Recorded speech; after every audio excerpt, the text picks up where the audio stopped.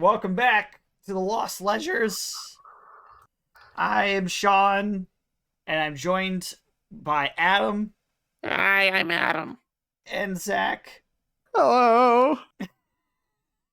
Jesus Christ, Justin. It's massive. We are back here. Last week we brought you some stuff, and this week we bring you even more stuff. This week's theme, homebrew stuff. We're talking about magical item sets, just sets of magical items that go together in some way.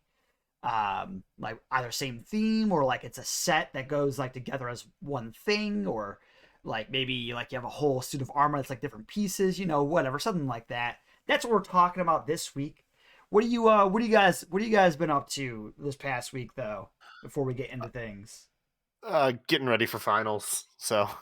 Hell yeah. Adam is in high school. Yes, this is the face of a high schooler. Definitely not a 27-year-old. Just nonstop busyness, and I had a fun session this weekend. We did. We had a really fun session. We had a couple of fun sessions. I don't know how fun it was for you guys, but it was great for me. By session, of course, he means therapy. Yeah. We go to group therapy together so we can keep our dynamic straight. See, and I'm actually trying to keep the dynamic gay. Is that why this hasn't been working? Are we just not on the same page, Shawn? This is what the therapist keeps trying to tell you. We had some fun D&D this weekend. We're to have some more fun D&D this coming weekend. So that's exciting. And then we'll have more fun D&D the week after that, and then probably more the week after that. Every weekend here. But for right now, we're gonna have fun with D&D here with you guys. Oh, okay, I'm glad I'm not the only one who thought that. All right. I thought maybe you were focusing on this past weekend because you weren't ready for today. But yeah, we brought you sets of magical items. I bring you a set that I created 30 minutes ago because I wanted to do it earlier today, but I got a phone call and I had to. Those are important. More of a rush than I was in. And then he had to mentally recover from the phone call, which is just a whole process. That's true. This is real gamer hours.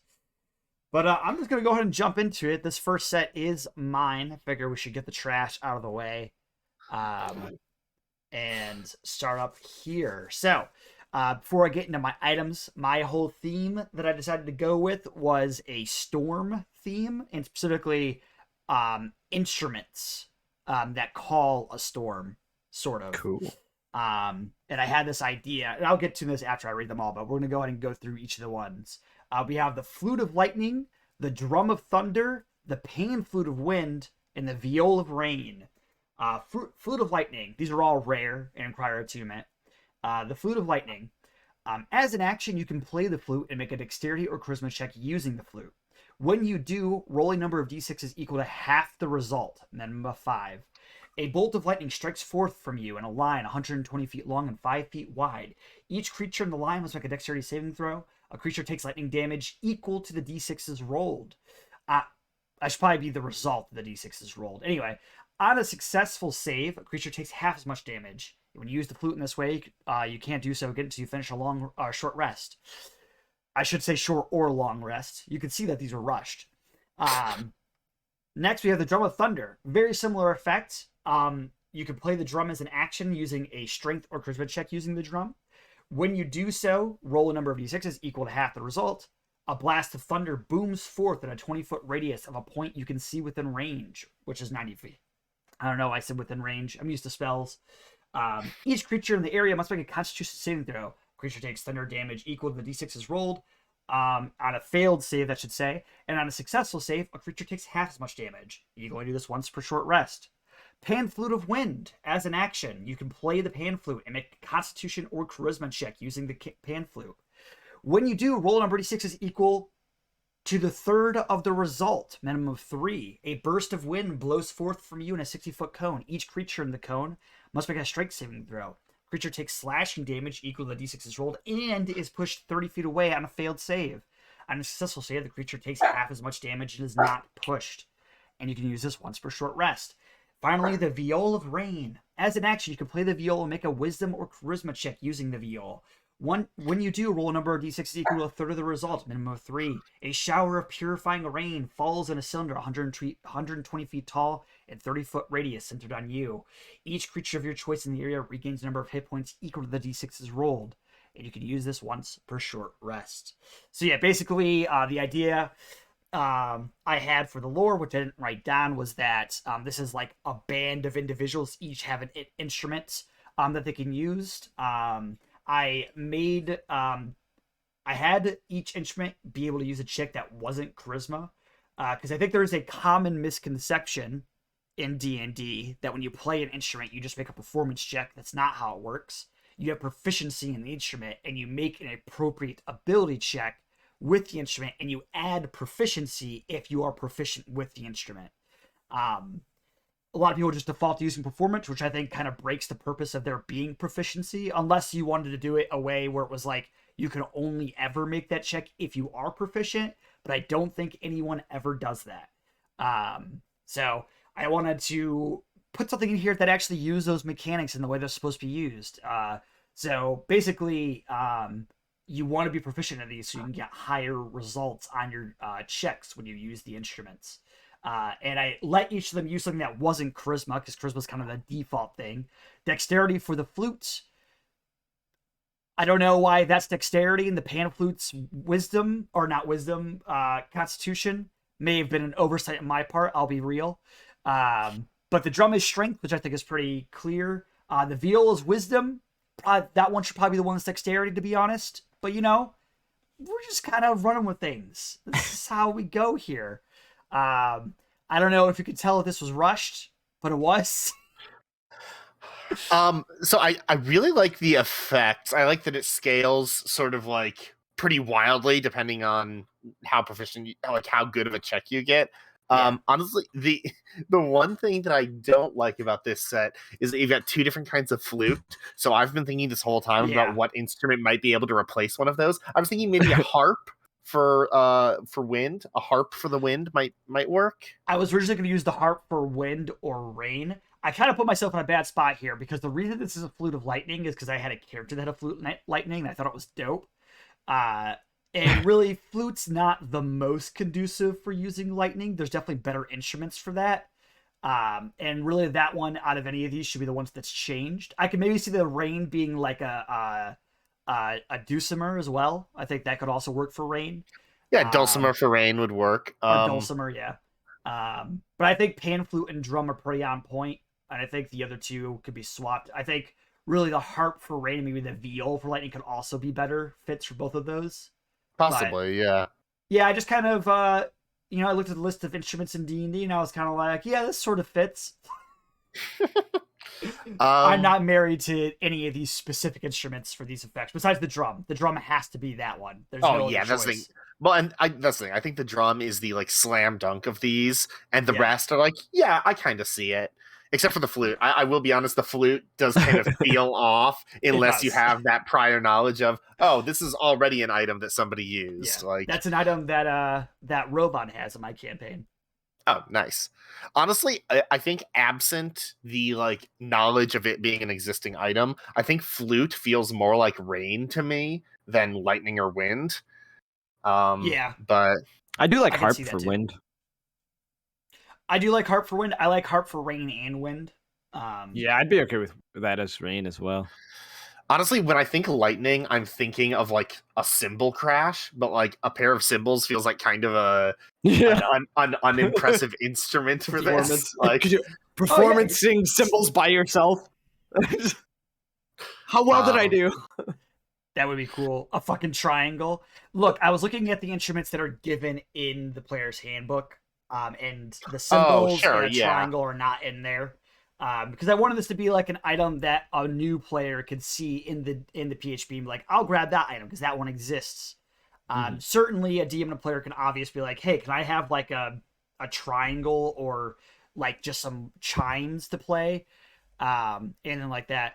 Justin brings up a point. So if a creature has expertise with their instrument, that's a lot of damage. Yup, that's the point. And that's why the once per short rest restriction. Oh fuck, Shawn, bagpipes of lightning. How did you not do that? I wanted to use bagpipes for something, but I had already chosen flute for lightning because of prior reasons. Yeah. I No, almost I'm did just I almost did bagpipes for wind, or even rain. I could see, but wind was my other choice. But I thought I, pan flute fit wind better.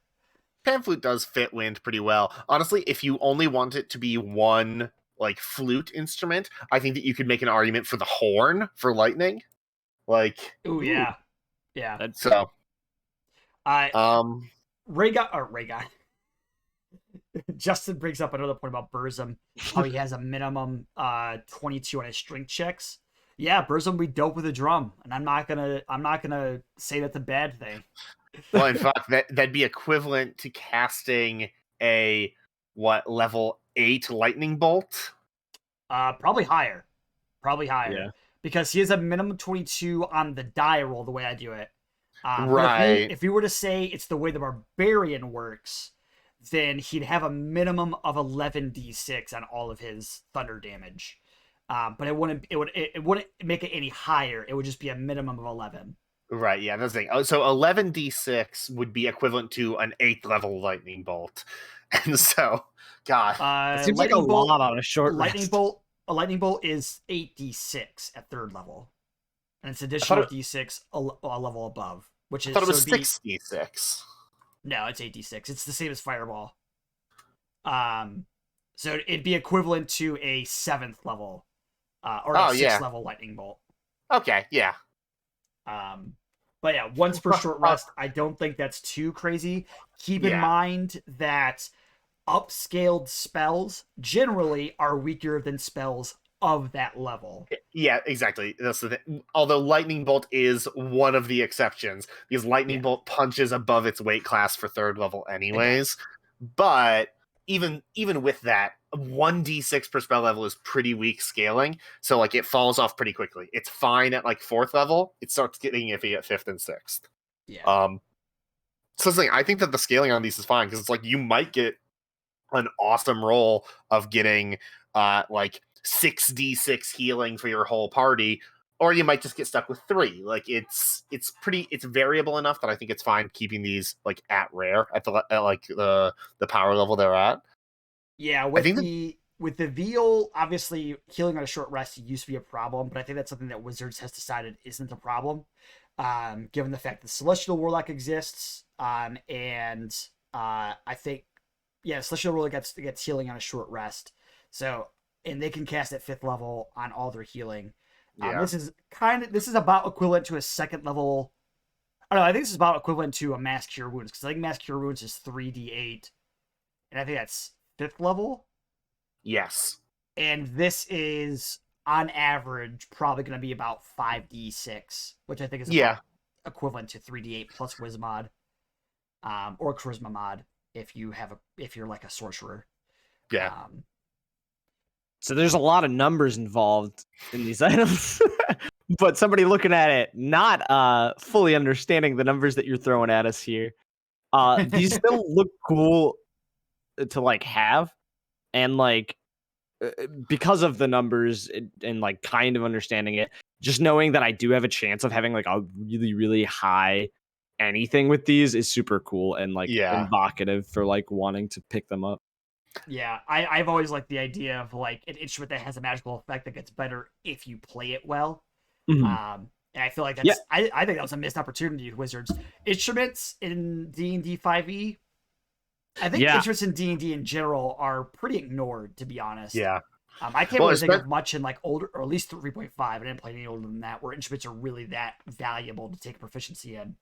In 2nd edition, they weren't valuable to take proficiency in. They were just incredibly valuable objects. Like a treasure hoard could get its gold value up very high if it was just full of instruments. Oh yeah, it's treasure. But like that's the thing, that the non-weapon proficiency to be able to play an instrument wasn't super helpful unless your DM was super generous with what it could accomplish. But I mean, in 5e, a ton of DMs just end up calling for a charisma performance check, and it's like, oh, so it doesn't even really matter that I have proficiency with the instrument. Okay. Yeah. Like, Yeah, that's And, why well, I try to stay away I from that. When it comes to like, I think there are some tools that aren't used properly. Like I think painter supplies are sometimes not used right. I think these tools are often not used right in like podcasts for D&D. I often see them ask for like sort of hand checks, and it's like no. It's a thieves tools check. It is yeah, not a skill check. yeah. Um, and well, it is a skill check, but it's an ability check, but not a skill check. Right. Um, It is an unskilled check with tools, and so you can yeah, have proficiency from the tool, but not from the check. That's the thing. yeah, There's no lock picking skill. It's a dexterity thieves tools check. But yeah. yeah, that's neither here nor there. But yeah, I think that a lot of that like the charisma check for instruments just comes from the fact that for the most part it's only bards using instruments in Yeah, 5e definitely. just because they don't have a real mechanical use. That is Um part of the reason why I put charisma on all of these. I think generally charisma is a useful stat for determining how well an audience receives an instrument played, but I don't think it's great for showing how well an instrument is being played. Right, Which yeah. is so I added the other things to like kind of show that other abilities could be used for these for like Yeah. I guess objective performance, but I kept charisma on each of them because I want a bard to be good at all of these.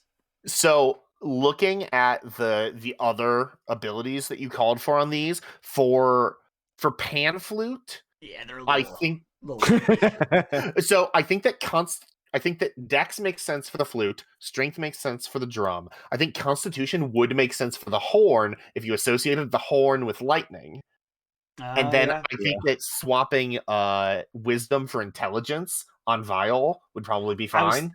I was thinking about that. I think the reason I chose wisdom was because I Healer classes are typically exactly. wisdom.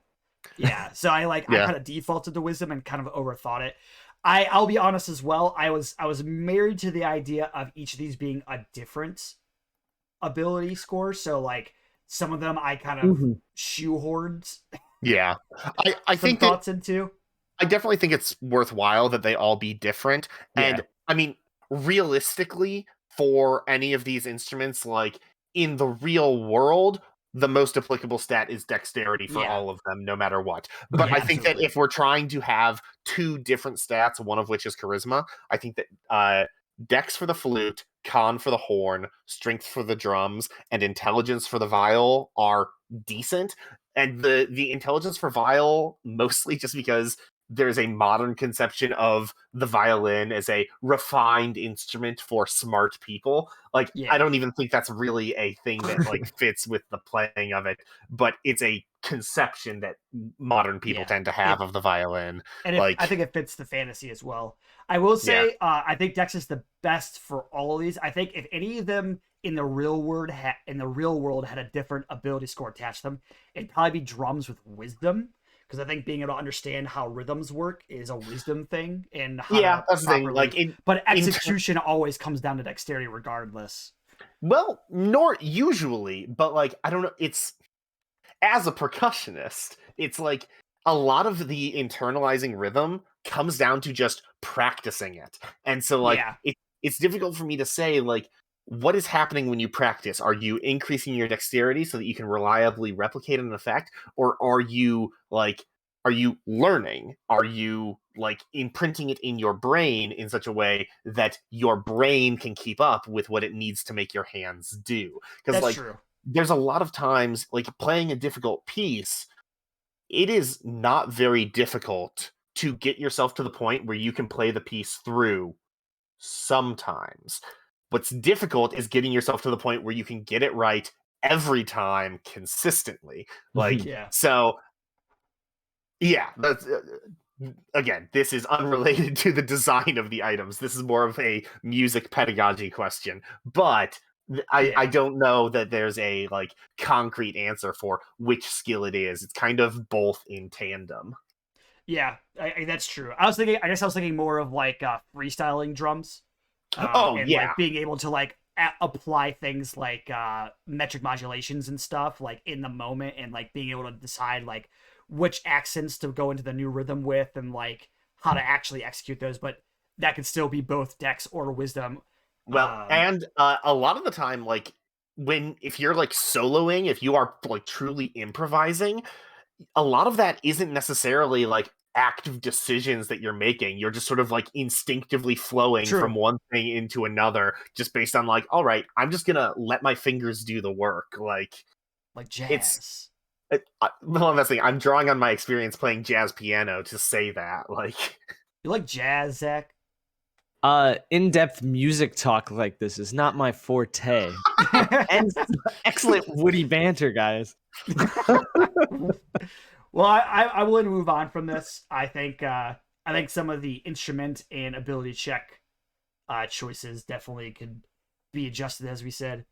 but I love all of the abilities on these, and I think that the numbers are fine. Like, they might need a hair of tweaking, but like I like the mechanic of roll a number of d6s based on a check. Like, I like that a lot too. More of that in D&D. More variable outcomes based on proficiencies. Make those things count even more, especially for tools and instruments. Skills get enough love. Besides animal handling, do more animal handling. If tools and instruments in general had a little bit more of that to make them more interesting in the way that like you use them on the world, that would be pretty cool. I really wish that they had gone through with the like feat for each skill. That was dope. Yeah, and there were some tool feats as well. There's a couple of tool feats, but they have like the Poisoner's Kit and stuff now. But we'll go ahead and scroll on down. I think the next one looks like Adam's. Adam came with some of his Azer love to this podcast. Of course, he did promise he would. I promised that I would, and I wasn't certain that I would because it took me a little bit to come up with these, but I did come up with them. So, the legends of the Azer. The Azer have a long history, and many of their most fascinating stories. Sorry, I had to refresh the page. Oh no. Okay, all right, we're fine. The Azer have a long history, and many of their most fascinating stories feature powerful armaments at their center. First up, we have the Helm of the Architect. Armor, helmet, very rare, requires attunement. This helm was worn by the Architect of the City of Brass. After the Afrit's betrayal, the Architect and her helm were both lost. While wearing this helm, you gain the following benefits. You gain a +1 bonus to AC. You have resistance to fire damage. You have advantage on Charisma Persuasion checks made to interact with Azer. Additionally, while wearing the helm, you can use an action to cast Wall of Stone, save DC 18, once per long rest. When you cast the spell in this way, the wall is made not of solid stone, but of bronze. The panels have AC 18 and 50 hit points per inch of thickness. So this one's just, it's pretty straight up. Like, you get some minor defensive bonuses, you get the advantage on checks that the Belt of Dwarven Kind gives you, except to Azer. I like that. And then Wall of Stone once per day with a decent save DC and slightly tougher wall. Second up, we have the Cinder Blade. It's a great sword, very rare, requires attunement. These blades are rumored to be used by every Azer's favorite bogeyman, the Cinders, a cursed reflection of the Azer. But no one credible has seen a Cinder or one of their swords in centuries, if ever. The handle of this sword is cold to the touch, but its point glows with heat. As a bonus action, you can speak a command word and cause the sword to become engulfed, either in flames or an icy aura. While the sword is engulfed in flames, it sheds bright light in a 30-foot radius and dim light for an additional 30 feet. It also deals an extra 2d6 fire damage to any target it hits. While the sword is engulfed in its icy aura, any creature hit by it must succeed on a DC 15 Constitution saving throw or have its speed reduced by 10 feet until the start of your next turn. It also deals an extra 1d6 cold damage to any target it hits. In either case, the effect lasts until you use a bonus action to speak the command word again, or until you drop or sheathe the sword. So what this essentially is a flame tongue plus cold sometimes. So you get to switch it not at will, switch it as a bonus action. And then we've got the Hammer of the First Smith, which is the Hammer of the Azer that we already talked about a few months ago, just with a new name. I can read through the item description real quick, though. Warhammer, very rare, requires attunement. The oral history of the Azer tells of a first smith, the one who mastered the art of creating Azer from unliving bronze. It is said that the first smith's hammer can make Azer from nothing with a single swing. This hammer bears the marks and magic of an Azer forge. While you are attuned to this weapon, it deals an additional 1d8 fire damage to any target it hits. You can use a bonus action to speak the hammer's command word, causing the hammer to glow with the heat of its home forge, emitting bright light in a 20-foot radius and dim light for an additional 20 feet. As an action, you can speak the hammer's command word while striking the ground with it in order to create 1d3 Azer in unoccupied spaces within 10 feet of you. The created Azer are friendly to you and will obey your verbal commands, but will not take actions that would result in certain death, and will not attack other Azer. The Azer share your initiative, but take their turn immediately after yours. If you do not command them, they will take the dodge action and move to avoid danger. After 1 hour, the created Azer are no longer under your control. They will begin moving in the direction of the nearest natural fire, fire elemental, or portal to the elemental plane of fire, attempting to make their way to the plane where they would be most at home. Once you use this property of the hammer, it cannot be used again until the next dawn. Nice. I remember that one, though. So my first thing is I like all of these. First of all, we already talked about the hammer, the first smith. Did you Yes. did you just take what we had already and just plop it in here, or did you modify it at all? I copied it from my original document, so this doesn't have the edits that we discussed on stream last time. Okay. But I just copied it from my document because that's easier for me to access than the the review documents. So Right. Well, my first thought on this is actually about the Cinder Blade. Ooh, the Cinder Blade. The Icy Aura, I don't think you need to have a save there. I think it should just do it. Because that's how Ray of Frost works. Ray of Frost. If you hit it, does it? Yeah. My only concern is that this could be wielded by somebody with multi-attack, and so if you're hitting 2 or 3 times a turn, that rapidly brings the speed down to 0 if there's no save. I thought about having it be no save, but I also thought about limiting it to once a turn. Well, they can't be affected by the same effect twice in a turn. Oh, fuck. Yeah, you're right. Never mind. Then, yeah, no save. Yeah. So their speed's just going to be reduced by 10. That's just a flat rule. Yeah, you can't be under the effect of the same named feature twice at a time. Unless it explicitly says... It says, adds... Yeah. Okay, then that would work. Stacks. Yeah, so that's the thing. Just drop the saving throw on that entirely. Perfect. Because I think 10, if it was half speed, I could probably see it being a save. But I think 10 feet's perfectly fair game. Perfect. Well, and that way there's not a save on only one half of the ability. Yeah. My weird gripe with this as a set would be to make the weapon for the Cinder Blade something that can also be wielded one-handed, so you could use both. Oh, I wasn't even thinking about that. Even thinking about that, but my initial instinct was to have the Cinder Blade just be a long sword or a short sword. I wasn't even thinking about the fact that the Warhammer can be wielded one-handed. That's a good point. Because then you can have all 3 of these items at once and using them. Right, yeah. Well, and that's the thing. There's nothing about the Cinder Blade that needs to be a great sword. No. That's just what I thought of first. Yeah, I think that's totally viable to switch it to just a long swords are versatile, right? Yes. Yeah, then I think switching it to long... Although, technically, you would then need you need a feat anyways, because Warhammer's not light. So, yeah, that's the thing. I think switching it to a long sword is perfectly reasonable. That way, it's at least possible to dual wield both. Yeah, that'd be pretty fucking dope. I like the helm. The one thing with the helm is that I'm just thinking of Wall's Stone is as good as the Constitution buff and the other benefits of we had the resistance to fire versus and you get a plus poison. And you get a +1 to AC, which the belt doesn't give you. Oh, that's true. Mm-hmm. Yeah. Okay. And this is a slightly buffed Wall of Stone. True. Yeah, that's just getting into the weeds about how rare should this be? Because I have no issue with the effect. That's the thing. I just put them all at very rare, just because that's sort of the default power level of magic items in my head is very rare. That's not to say that I think that all magic items should be that power level. Just when I design a magic item from whole cloth, it tends to be about the very rare line. Oh yeah. I was just comparing. I was just curious. I was looking at the difference between the hammer of her smith and the hammer of the Azer that we already put out to see what their big differences were.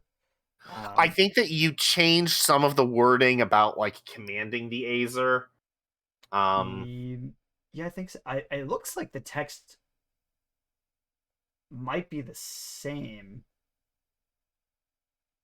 It doesn't matter. I mean, this is something that we already put out, so I'm not so concerned because we already went through all of its details and what we could do with it and stuff.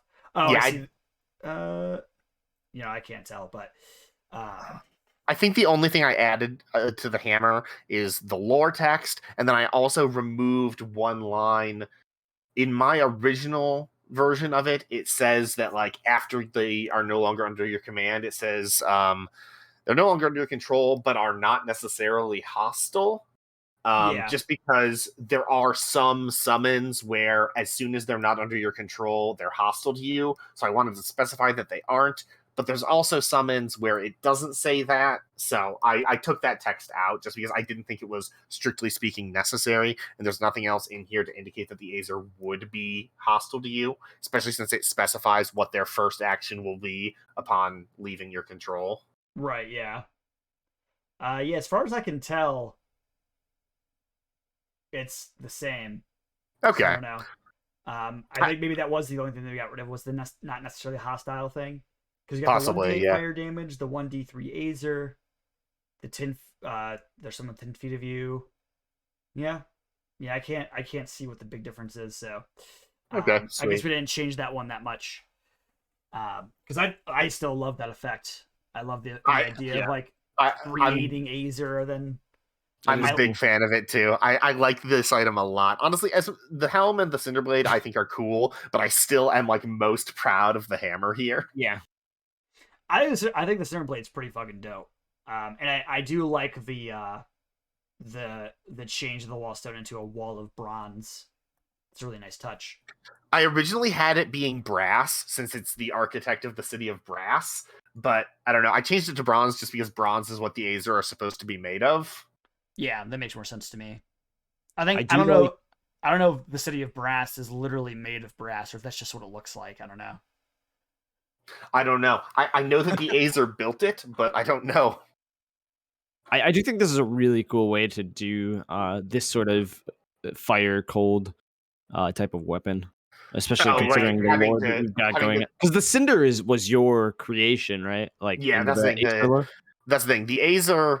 The Cinder is not a thing that Wizards created. The Cinder is my personal addition to the Azer lore, which is a shame because since it's a modification of a thing that Wizards made up, I can never like take credit for it. But it is cool though. Going on with like the lore that you have for the Cinder and everything, I think this is a really cool way to do this weapon. Thank you. Honestly, I like the Cinders a lot. I cannot wait to DM something where I can use Cinders because oh boy, am I going to use Cinders. Yeah, I don't have much to add to this. I just think these are all really cool. Hell yeah. They seem pretty well balanced. My only thing would be that maybe the helm is rare instead of very rare as well, but also that's possible. The strong, so the helm might need like a slight buff. I was thinking about giving you 2 spells that you could cast, but Wall of Stone was the only one that really came to me. So yeah, I think it's actually fine as it is if you just make it. I don't know. I don't know. I think it might be like a high end rare with how it is. Yeah, high end rare, low end very rare. Yeah. Because the plus one AC is really good. The resistance to fire damage, I would say, is about as good as resistance to poison, but I think the saving throws against poison is also really good. This doesn't give you dark vision, and it gives you a charisma check to a much more niche type of creature than dwarves. Right. Yeah. But I would also, if you're a DM, you get someone this item. I think definitely give them this item if you expect Azer in your campaign. Yeah. Do Azer have a language that they speak? Like they just speak Ignan, like the elemental. Oh, maybe give them the ability to speak Ignan. Oh yeah, that'd be, yeah.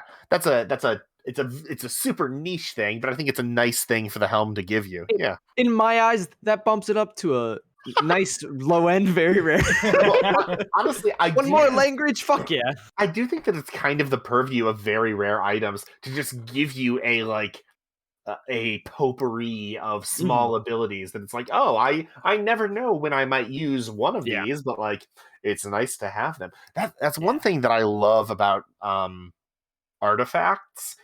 Like I love the major and minor beneficial properties where it's like, oh yeah, this artifact has a couple of like set in stone things, but also roll on this D100 table for what other random shit it does. And it's like, oh, that's really cool. Just like the idea that this item is so powerful that it gives you just other unrelated magical abilities. Like I think that's pretty cool. I'm a big fan of items with those like sort of tiers of what they do. It's like, oh, this is this is the meat of it, but it's also got this major property of letting you cast a 5th level spell once per day, and this minor property of giving you access to a cantrip. Like now I want to make a magical item that's legendary, but it's just like 50 minor abilities. Oh my god, that'd be really cool. I think that'd be an interesting design. Every language. No, speak 3 random languages. Get an ability score improvement and 1 random stat. Get proficiency with like 1 tool. I like these a lot. As for like what they do, I think they're very well crafted. So like outside of changing minor things like rarities, I think these are good. Awesome, thank you. I honestly, it doesn't leave a lot to talk about, but I'm always very satisfied when I bring a batch to the show, and it's like, yeah, there's not much to say here other than nice. Like, nice. Yeah, I dig these a lot. Hell yeah. Well, I guess there isn't much more to say besides these are cool. So I guess we can kind of just scroll down to the next one, huh? I guess. Yeah. Mine might be a little bit mucky anyways. All right, we'll see. All right, next we have Zach's. We're ending on Justin's. We got some Naga stuff. Interesting. Yep. Oh, nice. So I did Naga gear, and I did this with the intent of making when I envisioned a set, like they all cohesively go together. So bear with me on this. I don't know how much this fits like modern 5e set stuff because there's not a lot anyways.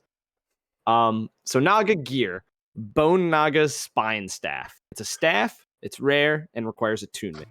Can only be attuned by a lawfully evil alignment unless already attuned to a different Naga gear.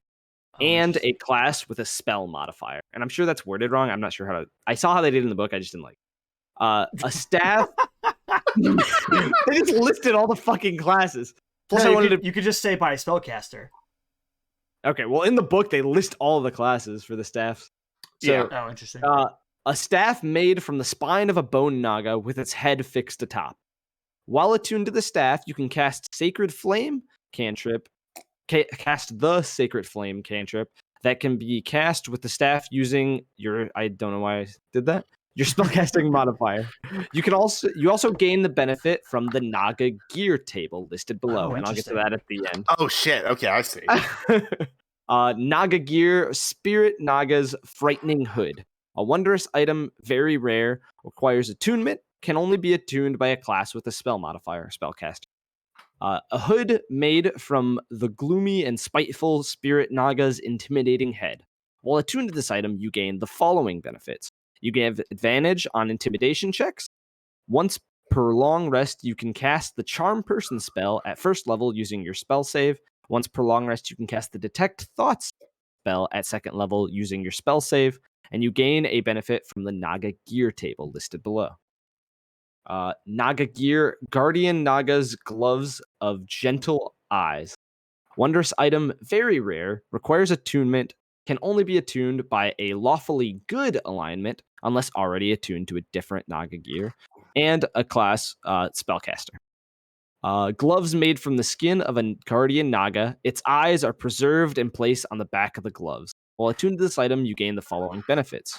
You have advantage on insight checks. Once per long rest, you can cast the Calm Emotion spell at second level using your spell save. Once per long rest, you can cast the Freedom of Movement spell at fourth level. You gain a benefit from the Naga gear table listed below. And now, the Naga gear table. So set number of attuned set gear. So if you have one of the gear, you get a +1 to all spell attack rolls and to all spell save DCs. If you have two of the gear, once per long rest, you can cast the Bestow Curse spell at third level using your spell save DC. And if you have all three of the gear, you get a +2 to all spell attack rolls and to all spell save DCs, as well as you can use Naga's Presence. Once per long rest, as an action, a large spectral Naga is created above you. Creatures around you can feel its unavoidable presence. The spectral Naga lasts for 1 minute or until dispelled. Any creature that starts its turn within 15 feet of you must make a Constitution saving throw, DC equal to your spell save. On a failed save, the target takes 4d8 psychic damage and is frightened of you until the end of its turn. On a successful save, the target takes half damage and isn't frightened. Ooh, interesting. So you get like almost like a Spirit Guardians effect around you. So my first question is, why'd you say get fucked to the Bone Naga? The Bone Naga has it's the lowest rank CR monster. Oh, okay. And presumably the easiest to get with the staff. Okay, I see. Gotcha. I would probably... What they do is based on their CR, basically. Gotcha. I'd probably still want to give the Bone Naga staff a little bit more than just the Sacred Flame cantrip. Personally. Well, you also no. If you get it, if you have just the staff, you still get the +1 to all spell save attack rolls and spell. No, save I understand that. It's just that if you also just get any of the other items, you still get that. So yeah, I feel like that item is kind of like a black sheep, and I feel like it doesn't have to be. I feel like we could give it like hold person or sleep or something, and like bestow curse. I think would fit it quite well. I could give it Shield of Faith because that's one of the. All the spells that I've given were ones that were on their spell list. Yeah. Shield of Faith I was gonna put in there somewhere, but I didn't. Yeah, that's why I was suggesting this spell because Hold Person and Bestow Curse are both on there as well. But that also depends on whether or not it's a Guardian or Spirit Naga in life. So the Bone Naga is a little bit of the black sheep in the Nagas already anyway. So I guess it's not that out of the ordinary. I do like this though. I like the effects are pretty simple for the items themselves. You just get a couple spells and an advantage on a specific check. And I think the checks that you get the advantage on are pretty nice and flavorful and useful. And then I don't think that the benefits to the combined effect is necessarily all that crazy until the third. And I think that's warranted. Yeah, I think once you've combined three separate very rare items, I think it's fine to have a powerful effect like that. Yeah. Also, I think that Naga's Presence should probably be a Wisdom save, not Constitution. Sure. Okay, cool. Constitution was just what I thought of, but Wisdom, I can definitely makes more sense thinking about it again.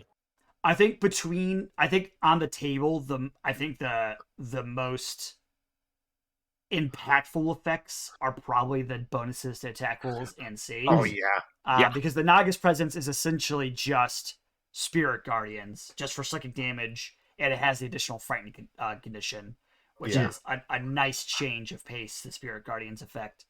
But I mean, that's the thing. It's also not concentration. Yeah.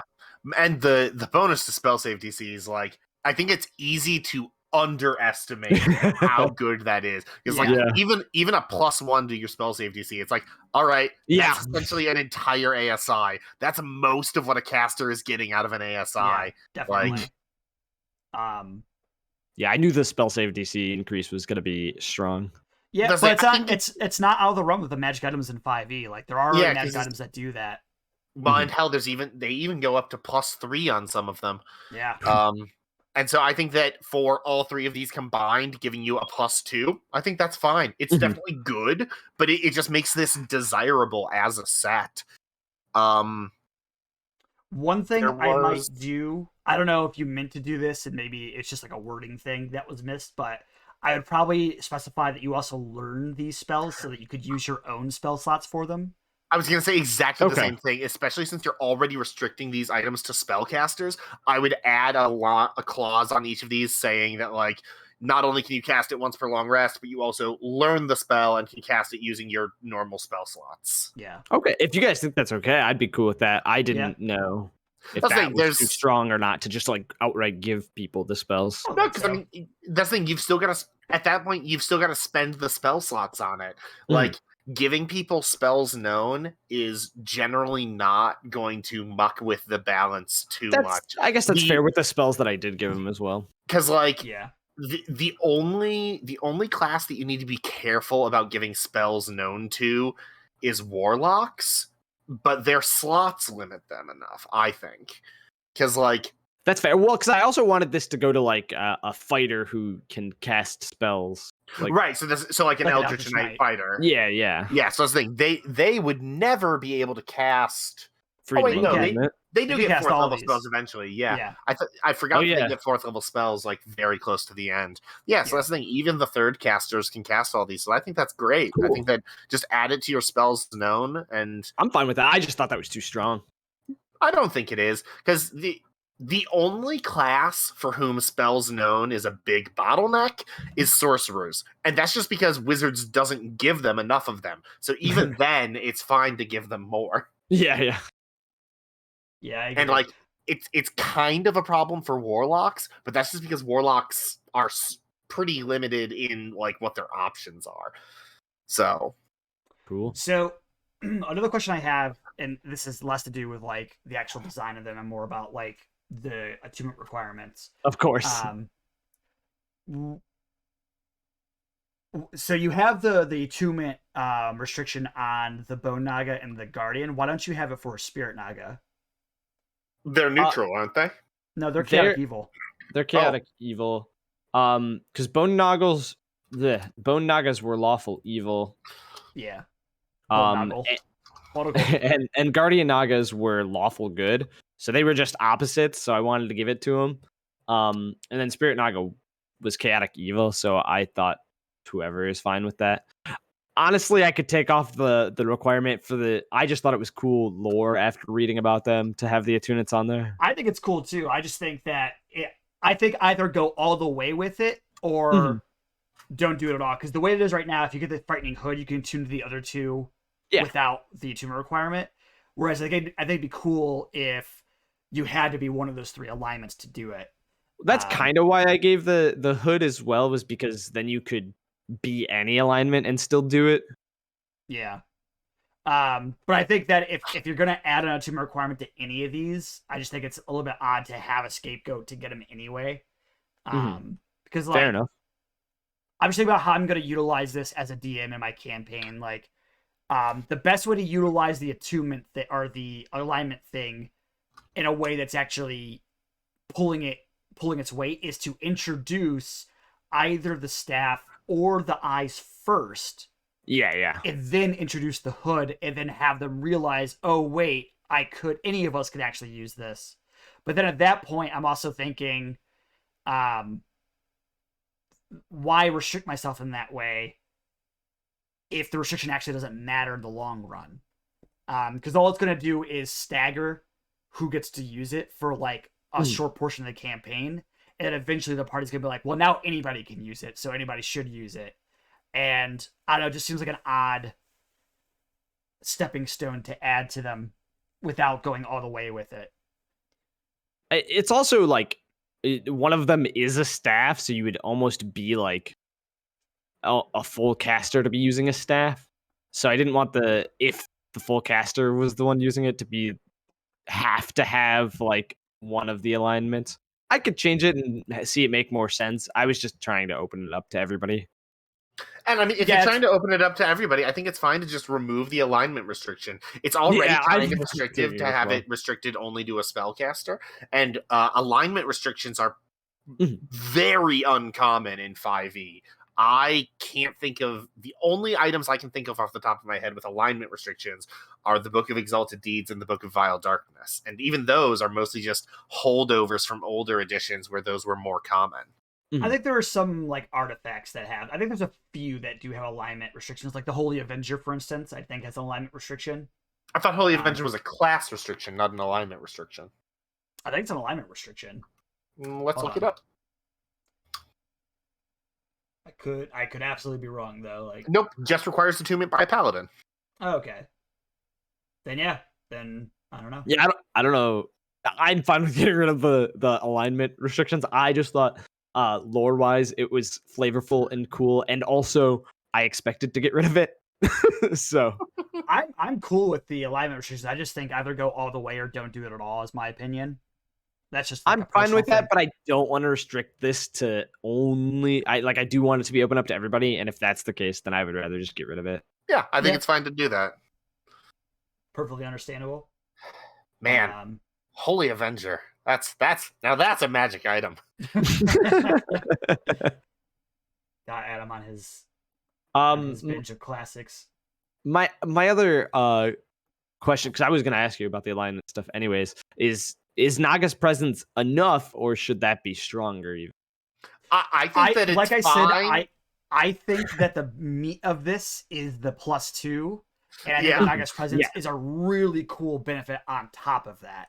That's like the +2 is the better mechanical benefit. Yeah. Naga's presence is a lot more exciting though, and it's strong enough that it's still worthwhile. So like I think Naga's presence is just about perfect here. It's not so good that it is over the top with the +2, which is already a really powerful bonus, but it's good enough to be worth doing, especially since it's an action. Like that's pretty costly at the levels where you're going to have a specific set of like magic items. You're not getting this until pretty late in the campaign, and at that point when you've got a +2 to your spell saves and you've got all of these extra spells at your disposal, to be dedicating an action to this, it needs to be quite good, and is.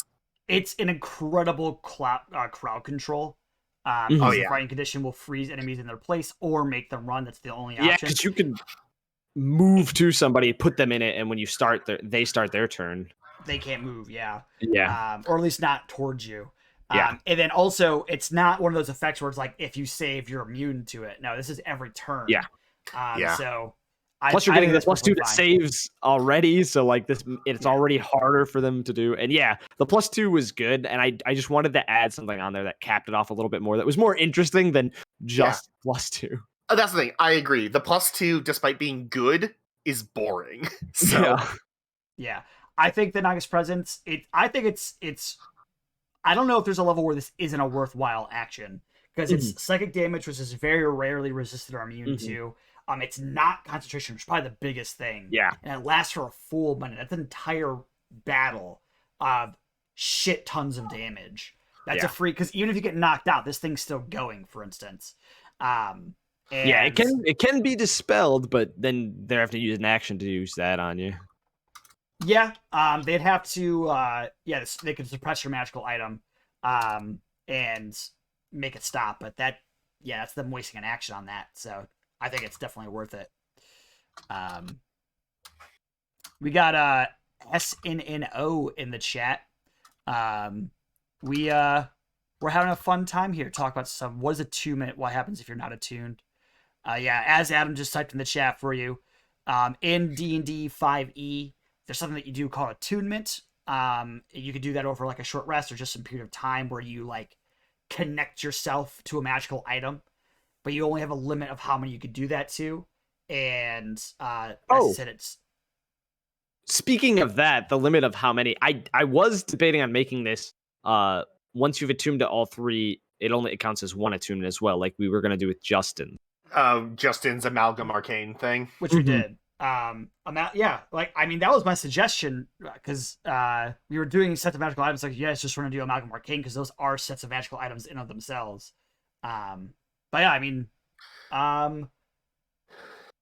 That I think could be a bit much. Yes, these provide a lot of benefit, and I don't know. In theory, you could attune to all three of these and then get one of those other magical items, so it gives you more bonuses to your spell save DC, which I think might be a bit too much. I would be skeptical about giving this our amalgam arcane attunement cheat.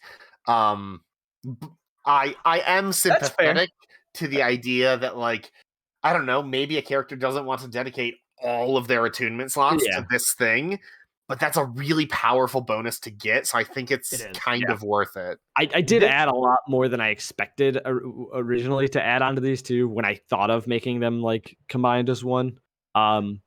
Because I did end up getting more spells than expected and stuff like that. So you turn into like a really like if you're a fighter that's gone Eldritch Knight, like you're starting to become like really good with spells with this. This would be really good on a Eldritch Knight for sure. Yeah. Oh yeah. I think the burst intimidation and the Naga's presence, I think it'd probably be best on like one of the up close, like a half caster or Eldritch Knight. Oh god, I'm imagining Naga's presence on like an upfront paladin. Like, yeah, that'd be badass. I will say then also with the Naga thing, I think if there was a character in my campaign that I would think this was fit on, I think it'd be someone who would want to have all three of these. Like, I could probably see someone, if someone played like a UNT, for instance, they would want these, or if someone just had a really strong snake aesthetic, or someone who was really into kind of like the spiritual world and stuff, because Nagas are kind of like this. They're almost like snake sphinxes, is kind of how I think of them. Yeah. Where they're this interesting, like, they're not celestials, they're monstrosities. They're kind of like celestials in like mythology, is how I think of them. Is like they're this mysterious connection to the outer planes, and like fate and divinity is like tied in with them. And I can totally see this being a fitting thing for somebody who might be into that sort of thing as well. Yeah. But the benefits are so good that if I were a spellcaster, I think I'd be pretty like open to taking this. Yeah. Oh yeah. Cool. But yeah, and as far going back to the Amalgam Arcane thing real quick, I think that you're already dipping into an interesting mechanic for sets of magical items already. To add another mechanic that's based on that as well, I think might be just double dipping. Gotcha. Fair. That's fair. Because I really tried to. Because this is sort of like what the Amalgam Arcane's already doing. Because the Amalgam Arcane's supposed to be you have all three items, and then when you have all three, they become one, and you get an additional benefit. Whereas this is sort of that same idea, but it's partitioned to each individual item. Where it's like as you get more of them, you get more power, and built on the fact that you have multiple of them. So yeah, it'd be double dipping at that point, I think. That's fair. And yeah, I think this is just a strong thing to have anyways, if you had all three, so. Yeah. Cool. I'm happy with how these turned out. I think these are awesome. I think these are cool. I also like that you spelled presence with two S's. I spelled a lot of things wrong in this. He also has spexectural in the Naga's presence. Intimidation. Intimidation, yeah. Yeah. Although you spelled wondrous correctly every time that you used it. Hey. So. That's true. There's someone that we know who doesn't do that ever. Hey, he finally corrected it on the document that he copy pastes the word wondrous from. So hopefully it's right this time. Well, let's go ahead and see what he put here. We got our last item. It is massive, though. I think a lot of this is how. It's not right. It's wrong again in the same way. Oh my God, Justin! I thought you corrected this, Justin. You told us you fixed it, Justin. All right. Well, I'm gonna go ahead and read this. It's a lot of space, but I think this last one is just copying and pasting some beholder stuff, so it's not as much as it looks. But let's go ahead and get into the meat of this. I did, excuse me? Apparently not. Anyway, the far-reaching set. There are many facets to the aberrational creatures that dwell beyond the reaches of our plane, or have been thrusted into our lives. It was, of course, only a matter of time till someone like the Githyanki or Dwagar would create useful items out of their deceased bodies. To my surprise, however, in a small halfling town of Handleberry lies a guide of skilled artisans. I think it should be guild. Yeah, that should be guild. They have learned how to not only craft useful items, but a completed Amalgam Arcane set. Of course, they could only craft from the body parts that I had, but I am certain If I were to return with different creatures, they could expand on this set. They did warn me about the dangers of these sets can be while incomplete. All right. Interesting. Also, Shawn, I swear I will kill you. Well, if you were here, maybe you could. All right. First, we have the Mind Flayer Circlet. Wandererous item. Rare, requires attunement. This blue circlet is crafted from a Mind Flayer tentacle and held together by an amethyst at the center. Once the creature is attuned to this item, the wearer's face will sporadically have suction marks. Ew. While attuned to this item, you can use Mind Blast. You can also cast Tech Talks at will with a DC of 15. Interesting. Mind Blast. You can use an action to make one creature within 30 feet of you make a DC 15 intelligence saving throw or take 68 psychic damage. I don't think that's the correct number for the average of damage there. Pretty sure it should be 27. But anyway, psychic damage. And be stunned until the end of your next turn, taking half as much damage on success and not stunned. Upon having a full set, you can instead target a number of creatures equal to half your proficiency bonus rounded up, and the range increases to 60 feet. Curse. Whenever you use Mind Blast feature, you must also make a DC 15 intelligence save or be stunned until the end of your next turn. This curse can only be lifted by having the complete set of the far-reaching magical items. Interesting. Aboleth Cloak. Another Wanderer's item. Rare, requires attunement. This semi-translucent cloak makes it slimy yet moves... Wait. This semi-translucent cloak moves in the slimy... Wait. I think that... Moves, is slimy, yet stiffly and awkwardly when not submerged in water. So what it is that first moves just shouldn't be there. This semi-translucent cloak is slimy, yet moves stiffly and awkwardly when not submerged in water. Yeah. Okay, I got Once the creature is attuned to this item, the wearer's upper back will spread a small, slimy dorsal gears? What the fuck? While attuned to this item, the wearer has a swim speed equal to double their walking speed. Okay, and can breathe underwater. Upon having a full set, whenever a creature hits you with a melee weapon attack, the attacker takes 1d8 acid damage. No, I meant fins. Curse. Whenever you leave water, you must make a DC 14 Constitution saving throw. On a failed save, your walking speed is reduced to 10 feet for 1d4 hours. This curse can only be lifted by having a complete set of the far-reaching magical items. Interesting. Fins for years. He's sick, guys. He wrote it while he was sick. That's fair. He was sick. The Beholder Eye Bracelet. Also a Wanderous magical item. Very rare. I always thought it was pronounced Wanderers. You want me to read this one? It should be Wanderer. Yeah, sure. All right. This black bracelet has dozens of tiny eye stalks wrapping around the leathery animal hide. Once a creature is attuned to this item, the wearer has a large eye embedded into the palm the bracelet is on. While attuned to this item, you can use your action to shoot a number of random eye blasts equal to half your proficiency bonus, rounded down and re-rolling duplicates, to a number of targets within 120 feet.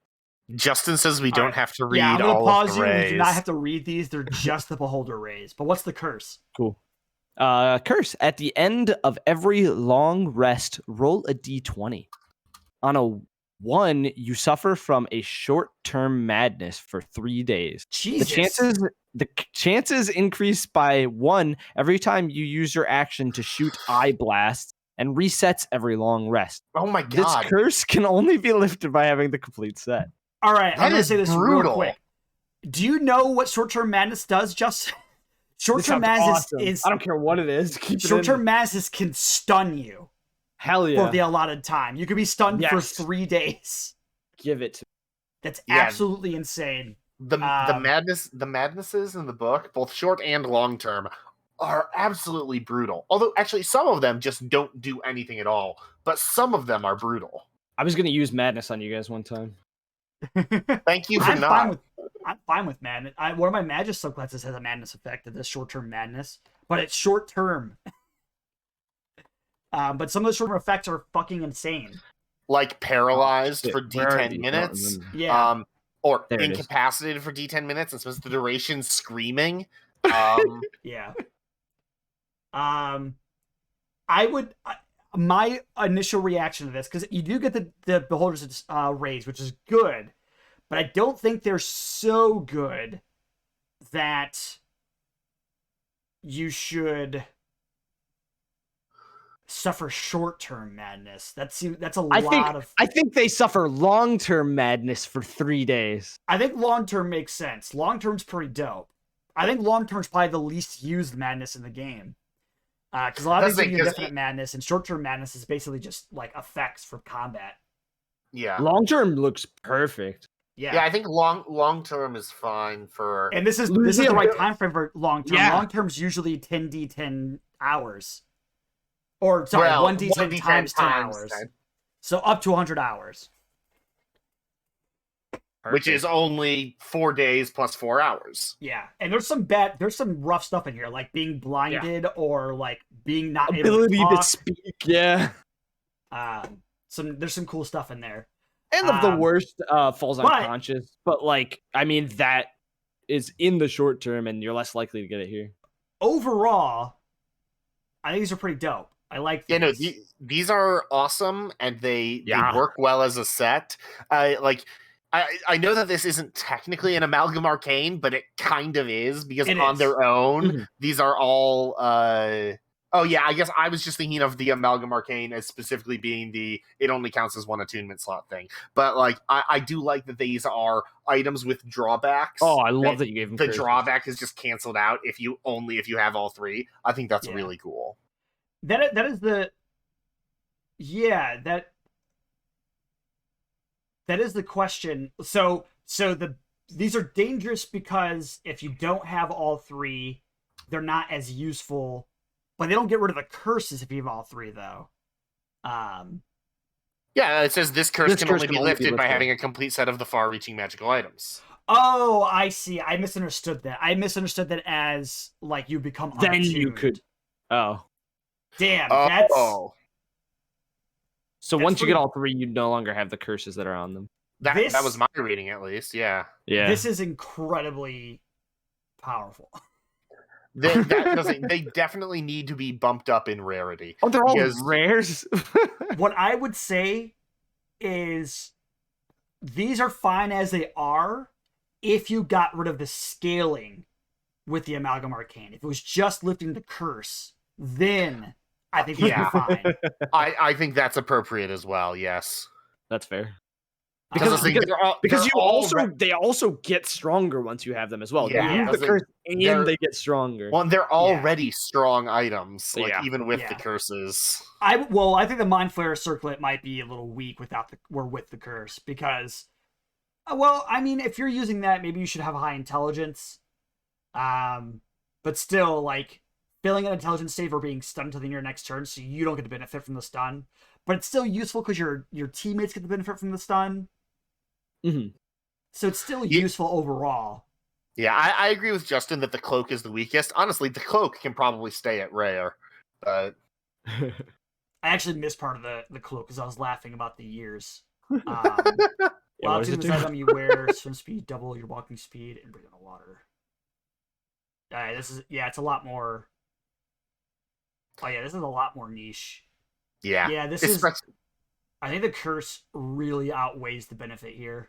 It absolutely does. Yeah, the curse is, even though the beholder's it's only curse 4 hours, but I mean your speed is reduced to 10. That's, 210. Ooh, yeah, not by 10. No, if it was by 10, then it's not a huge deal. The problem is that change it to by 10 and you're good.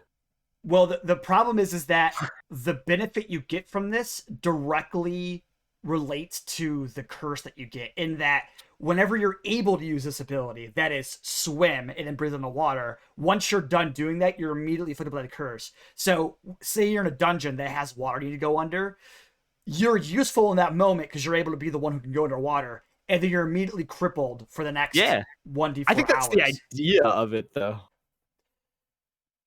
Yeah, I guess that's true. I mean, the Mind Flayer thing has a good chance, but I guess it's only a save to see if you're affected. It's a save, and if you change it to by 10 My- feet, it's the not reason as that- bad, and it's only a D4 hours. In a dungeon, that would suck, The but reason I feel bad about it is because the benefit you get from it is niche versus the Yeah, Mind Flayer it thing, is. which is useful in all combats. I do think Yeah. it could use maybe one more thing added to it that's Yeah. small and minor to make it a little bit more worth it. Something that's useful. Something you could do like, out of the water. Yeah, like more, a spell more or like broadly. Honestly, the Amalgam Arcane effect on it. Just turn that into a regular effect of the cloak. True. That could be a thing. If you got Then- rid of all the scaling and just kept that as not a scaled effect, Yeah. then that's not bad. Yeah. And that gives the cloak some utility outside of the very niche, like, double your swim speed thing. Yeah. oh, that just always having the acid damage. Yeah, I think just because we're talking about turning off the Yeah. Arcane Amalgam bonuses Yeah, I mean, for this that's- anyways, I think that this turning that into a regular feature of the cloak is fine. Yeah.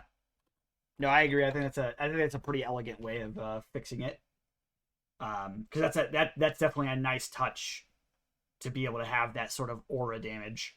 Well, and also, I know it's not like the main benefit, but we have been just completely glossing over the fact that the Mind Flayer one also gives you detect thoughts at will, which is not nothing.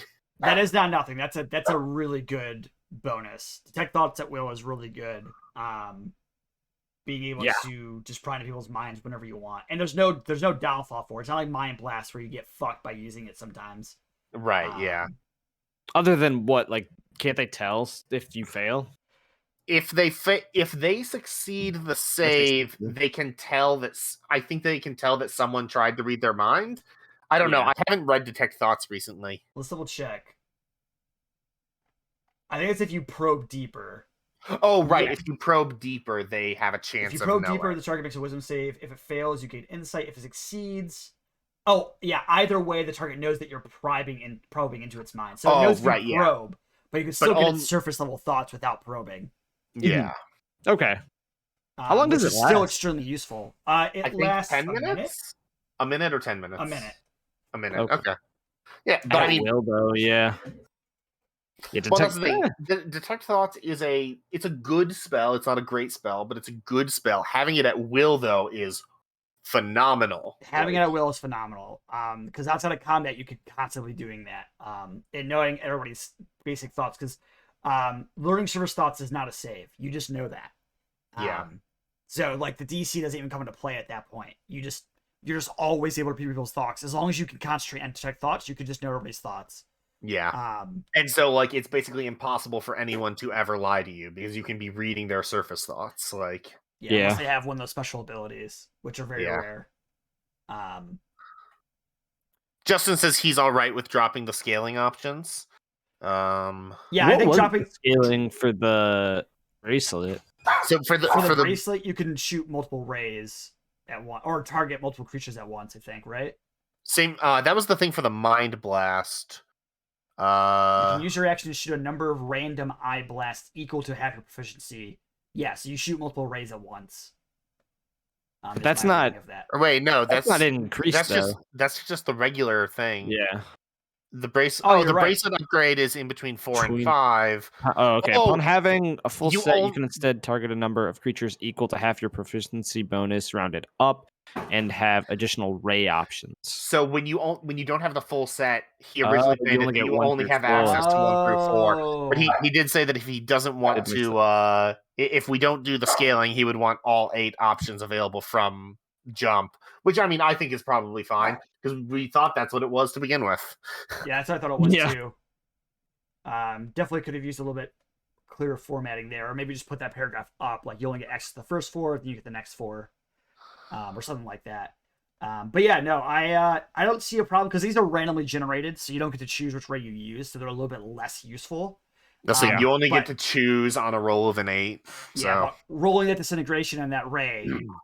Or that death ray is fucking insane. Yeah. Frightened's not that great. Sleep's pretty good. Slowing's pretty good. Innervation's pretty decent. Obviously, it's just a worse death ray. And then paralyzing's also very good. That's the thing. They're all good options. So yeah. I think the worst of them is the fear ray. And I think the curse is good So- until you get all three. So then the circlet, you just get rid of the upon full set. Upon having a full set, just get rid of that entirely from the circlet. For the cloak, we turn the scaling bonus into just a regular thing that it does, and then for the Just give it bracelet, all just the rays. drop. Yeah, give it all the rays and drop the full set bonus of targeting additional creatures. And removing the curse is still nice, definitely. Yeah, that's the thing. Just getting all of these benefits with no downside is great. Yeah. The only thing that I have an issue with is the fact that both the Mind Flayer and the Beholder are wizard properties. Right, that's the thing. Me and Justin were talking about that before the podcast. This isn't something that we could publish in something we were selling, but yeah, not like we're doing that necessarily anytime soon anyway. yeah. But I like the effects. Yeah, I like these. I think that for what he wanted, it getting rid of the curse and getting powerful, it does, unfortunately, if we change it like this, get rid of that, like it getting powerful from having them all. But I Right. do think it still works. It's just up to him really on if that is like a main feature. But I think it's really cool even without them getting stronger. I think them just having what they have and then getting rid of the curse in general is nice. Well, I think they're already decently strong items to begin with, because they kind of have to be if they're going to be cursed items. It has to be a Yes. powerful benefit Yes. with a significant cost. And so when you put all three of them together and say, okay, we're removing all of the costs from these and also making them even more powerful, like... You know, as a DM, you know what I'd say though? I know what order I'm giving my players these items. Yes. They're getting Absolutely. the Aboleth Cloak last every time. They will be living with the curse for the Mind Flayer and the Beholder until I choose that they don't. And then I can give them the cloak to finalize the set eventually. Yeah. But you're living with that curse for a while. Yeah. I want to see it in I specifically want to see the Beholder curse in action. I think Madness is fun. Yes, that sounds amazing. And if you change it to long term, I think that's beautiful. Yeah, It would be really cool to play with. The long-term madnesses are way more fun than the short-term anyways. Although the indefinite madnesses are even more fun, but... Yeah, I think the indefinite madnesses are nice. I think long-term fits the best here. I think it's the right time frame. They're just enough where they can debilitate you in specific ways, but not in every way. Unlike short-term madness, which can debilitate you in every way for a few days, and that just breaks the momentum of the game for a bit. Versus just instead of just adding an interesting challenge to the party, it just pauses all their progress, which would be frustrating. My favorite thing is that the best way to get any of these items is to go and kill one of these creatures and harvest them. Yeah, you have to also...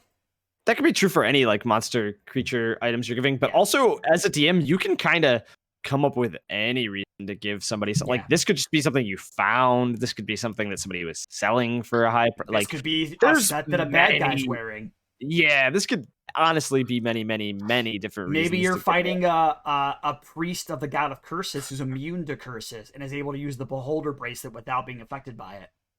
Yeah, and just... And then the party gets the Beholder bracelet, and they're like, hell yeah, wait, what?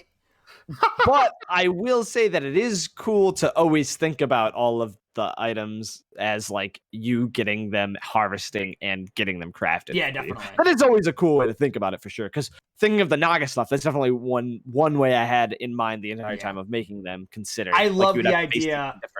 Places. I love the idea of the party going to the Feywild to go to the flute tree so they can get a flute of lightning. That's my favorite part of that. The flute tree that grows flute.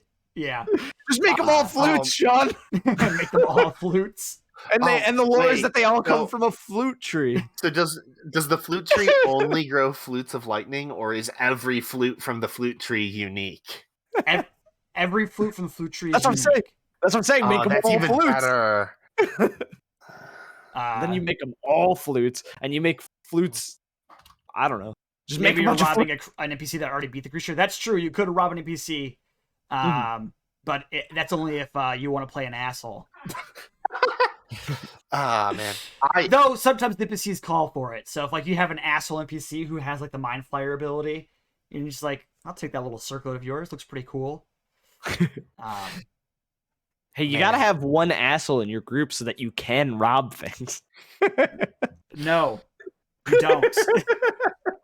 You really don't. Listen, we've got somebody in the chat who's never played D&D before, only watched it played by other people. We don't want to start giving them the wrong ideas. We're not saying there's anything wrong with robbing people who deserve it. We're saying there's something wrong with robbing everyone. Right. But yeah, I think I mean that's all the items that we brought. We got through a lot of items in this. Yeah. Session. I think that was largely because we were able to talk about them all as sets. Like, even though there were 13 items, we didn't have 13 individual segments. We had 4 segments where we were touching on multiple things in each one. Yeah. We also had a couple of abilities that were skippable, like the hammer, for instance, was skippable because you've already done it, and then the rays were skippable because you know what those are. I do like that all of these are different types of sets. Right, yeah, because that's the thing. Like, even though you and Justin both did monsters, like, you did them in different ways. Like, you did Nagas specifically, whereas he was going for, like, aberrations as a larger class. Like, and even that, like, mine go together to create a powerful effect, and his, while they were kind of trying to do that, is, like, getting rid of the curse is still a major thing for them, and them having curses. Yours is all just themed ones on them that still work together pretty well, and Shawn's is like on theme, but like instruments instead of like actual weapons and such. Instruments and storms with a similar effect. With a definitely a unique effect compared to anything as well. Yeah, that was a good week. It was a good week, guys. It was nicely done, everyone. We once again were prepared. Good job, me. And chose the thing that we wanted to do next week. Before we get into that, and talk about what we want to do next week and end of the stream. Was there anything else you guys wanted to say before we got off of here? No. Are we saying what we're doing next week? We are. I'm just doing it after this. Right. Shawn was giving us an opportunity for our last thoughts about the sets of magic items. Yeah. In case you had something that you'd forgotten about that you wanted to say about, like, his or mine. Or yours. Or you just want to say Shawn's is the best. I don't know why the rest of us even came this week because we talked all podcast about Shawn's and how good they are. Favorite item. Oh no, we can't start doing this. We can't start doing this. This turns into toxicity very quickly. No, I don't have anything. I've enjoyed this week. All right, well, be sure then to I like creation more to gameplay. Creation is a great part of 5e specifically, just because of how a lot of people call it. A lot of people don't like the openness of 5e, but I think it's really inspired a lot more people to homebrew, I think, than older editions did. Because everything that you make feels like it has a lot more impact. Everything you make feels like it could be a lot more open in what it can do without stepping on other things' toes. And it's why we do this. We've been doing this since July, I think. We've had quite a few episodes of this. So this is our 21st week. Yeah. I mean, it's been longer weeks, but the 21st time we've done it. Yeah. This is we do this every Wednesday at 7:00 Eastern Standard Time now. Saying that right now because we went back. But yeah, we next week be sure to join us. We're going to be talking about spells. We're going to be all bringing some elemental based spells, elements, fire, wind, water, earth. Could even do lightning, titanium, wood. I want to do a wood spell though. You could. Wood is one of the 5 elements in Japanese, so you could totally do that. But that will be it for us this week. Thank you for joining us. Be sure to join us next week. Wait. You forgot about the word of the day. That was my opening for you to give the word of the day a moment ago. Oh, well, God damn you. The word of the day is mollify. Mollify means to appease someone or to settle them down, to bring peace to someone. Mollify. Mollify. And Nice. Justin says drink more water. Mollify. All right. If it's lost, it must be found, and if it's found, it must be remembered. We'll see.